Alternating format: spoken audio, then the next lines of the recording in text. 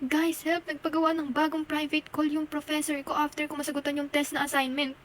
Oh my gosh, help! Ito no. Carmela, hello? Hello po, sir. Okay. So paano mo natapos ng 10 minutes lang yung test mo? Supposedly, 1 hour yung duration bago matapos to. Nag-cheat ka ba? Di naman po nag-cheat, sir. Nag-review naman po ako. Nagbigay lang naman po ng kaunting info si Black Box sa sagot ko. Anong black box? Did you use AI to answer your test? Di naman po ako nakadepende lang dito sa AI, sir. Sinagutan ko naman po ng maayos. Anong nakadepende? Patingin niya ng AI na sinasabi mo. Mag-share screen ka, now na. Okay po. Ito po, sir. Wait lang po. I-type ko lang po. Ito po yung ginamit ko. Tapos, ito po yung assignment po na binigay nyo. Copy ko lang po. Tapos po, pinaste ko lang po dito. Oh, tapos sasabihin mo hindi ka nag-cheat? This behavior is not acceptable, Carmela. Did your parents know na ganito pinagagawa mo? Tomorrow, pumunta ka dito sa office kasama parents mo. Grabe niyang pinagagawa mo, ha?